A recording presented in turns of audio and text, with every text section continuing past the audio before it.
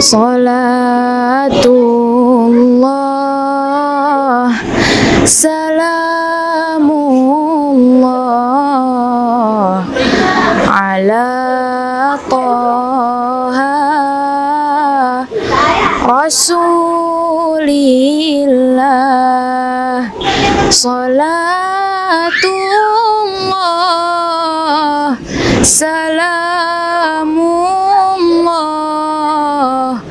ala Yasin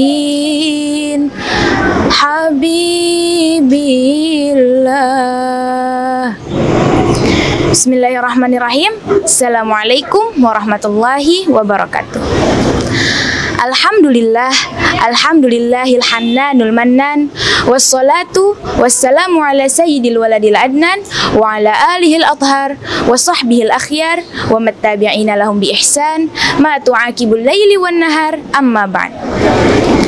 Hai sahabat Qatrun Nada Media, saat ini saya sedang berada di daerah Cirebon, atau lebih tepatnya di makam Syarif Hidayatullah, atau yang biasa kita kenal dengan sebutan Sunan Gunung Jati. Berbicara mengenai Sunan Gunung Jati, beliau adalah salah satu dari 9 wali termasyhur yang ada di Indonesia. Dan pada kesempatan kali ini, saya, Muzna Aliyah, akan mengulas sedikit kisah mengenai beliau. Sunan Gunung Jati lahir dengan nama Syarif Hidayatullah atau Sayyid Al-Kamil. Beliau adalah salah satu dari Wali Songo. Beliau lahir pada tahun 1448 Masehi di Kairo, Mesir. Syarif Hidayatullah adalah satu-satunya wali yang menyebarkan agama Islam di daerah Jawa Barat. Ayahnya bernama Syarif Abdullah Umdatuddin bin Ali Nur Alam bin Jamaluddin Akbar, seorang mubaligh dan mufasir besar yang berasal dari Gujarat, India, yang sangat dikenal dengan sebutan Syekh Maulana Akbar di kalangan sufi tanah air. Ibunya adalah Nyai Rara Santang, atau yang kita kenal dengan Syarifah Mudaimah, putri dari Sri Baginda Maharaja Prabu Siliwangi dari istrinya Nyai Subang Larang. Berbeda dengan sunan-sunan lainnya yang mendapat julukan ketika masa dakwahnya, penamaan Sunan Gunung Jati ini ada setelah beliau wafat. Karena setelah wafat, beliau dimakamkan di daerah Gunung Jati yang berada di kawasan Cirebon. Berhubung dimakamkan di sana, masyarakat pun sering memanggil beliau dengan sebutan Sunan Gunung Jati, atau yang memiliki arti Sunan yang dimakamkan di Gunung Jati. Sahabat Qatrun Nada Media, semasa remajanya, Sunan Gunung Jati berguru kepada Syekh Tajuddin Al-Kubri dan Syekh Ataullahi Syadzili. Kemudian, beliau pergi ke Baghdad untuk belajar ilmu tasawuf, dan pada usia 20 tahun, beliau pergi ke Mekah untuk menuntut ilmu. Setelah selesai masa belajar pada tahun 1470 Masehi, Sunan Gunung Jati pun akhirnya berangkat ke tanah Jawa untuk mengamalkan ilmunya di sana. Sunan Gunung Jati muda dan ibunya disambut dengan gembira oleh Pangeran Cakrabuana. Beliau dan Syarifah Mudaimah datang ke negeri Caruban Larang pada tahun 1475 Masehi, setelah sebelumnya mampir terlebih dahulu di daerah Gujarat dan Pasai untuk sekedar mengambil pengalaman. Syarifah Mudaimah pun meminta diizinkan untuk tinggal di daerah Pasumbangan Gunung Jati, dan di sana mereka membangun pesantren untuk melanjutkan kiprah Syekh Latif atau guru dari Pangeran Cakrabuana. Kemudian Sunan Gunung Jati pun menikah dengan putri dari Pangeran Cakrabuana, yaitu Nyai Pakungwati. Dari pernikahan tersebut beliau dikaruniai 2 orang anak yang bernama Maulana Hasanuddin dan Ratu Wulung Ayu. Setelah itu beliau diangkat menjadi Pangeran Dakwah Islam pada tahun 1479 Masehi. Selanjutnya, karena usia yang sudah lanjut, Pangeran Cakrabuana pun menyerahkan kekuasaan negeri Caruban kepada Sunan Gunung Jati dengan gelar Susuhunan. Artinya, orang yang dijunjung tinggi.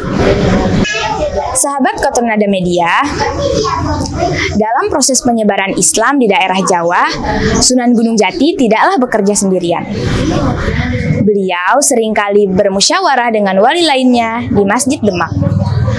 Bahkan dikatakan bahwa beliau turut membantu proses berdirinya Masjid Demak. Dari pergaulannya dengan para wali inilah akhirnya beliau pun mendirikan Kesultanan Pakuwati di Cirebon dan memproklamirkan dirinya sebagai raja yang pertama dengan gelar sultan. Era ini dapat disebut sebagai era keemasan atau Golden Age perkembangan Islam di Cirebon. Sebelumnya, Cirebon yang dipimpin oleh Pangeran Cakrabuana merupakan pemerintahan rintisan berdasarkan asas Islam. Di samping itu, Sunan Gunung Jati nyatanya juga berdakwah melalui jalur politik. Beliau ini memiliki julukan sebagai politikus agung karena telah berhasil menaklukkan banyak kesultanan di daerah Cirebon dan Banten. Dengan gelar Sultan, Sunan Gunung Jati menjadi satu-satunya wali Songo yang memimpin pemerintahan secara resmi. Sunan Gunung Jati ternyata juga memiliki beberapa keahlian. Tercatat ada 4 keahlian yang dimiliki oleh beliau, yaitu 1. Ahli pendidikan. Sunan Gunung Jati sangat cerdas dan piawai dalam mengajar murid-muridnya, baik itu dalam ilmu keagamaan maupun keahlian yang lain. Beliau seringkali masuk ke pelosok-pelosok desa guna memberikan pendidikan secara gratis kepada masyarakat yang ekonominya kurang baik. Berkat cara mengajar beliau yang piawai inilah, banyak murid beliau yang berasal dari luar daerah rela datang ke Cirebon pada malam Jumat setiap sebulan sekali untuk mendengarkan pengajian beliau. 2. Ahli bahasa. Sunan Gunung Jati ternyata lihai dalam berbahasa. Bukan hanya bahasa daerah saja, melainkan juga bahasa asing. Dikatakan beliau menguasai hingga 99 bahasa. Hal ini dikarenakan Sunan Gunung Jati merasa perlu untuk menguasai bahasa lain supaya memudahkan dalam berdakwah, berkomunikasi, hingga membuat kesepakatan politik dengan masyarakat lain nantinya. 3. Ahli strategi perang. Keahlian lain yang dimiliki oleh Sunan Gunung Jati adalah ahli strategi perang. Menjadi Raja Cirebon membuat beliau merasa perlu untuk menguasai strategi perang agar bisa mempertahankan wilayah kekuasaannya. Berkat strategi perang yang dimiliki oleh beliau mampu menguasai kerajaan Raja Galuh, Kuningan, dan bahkan beliau bisa menguasai Sunda Kelapa. Dikatakan wilayah kekuasaan Cirebon pada masa ini mencapai seluruh Pulau Jawa, mencapai seluruh Jawa Barat dan setengah dari Jawa Tengah karena strategi perang yang beliau miliki. 4. Ahli ilmu kedokteran. Keahlian lain yang dimiliki oleh Sunan Gunung Jati adalah ilmu kedokteran. Beliau memiliki keterampilan di dalam bidang medis, mulai dari mengetahui penyakit seseorang melalui gejala-gejala yang dimilikinya, hingga bagaimana cara pengobatannya.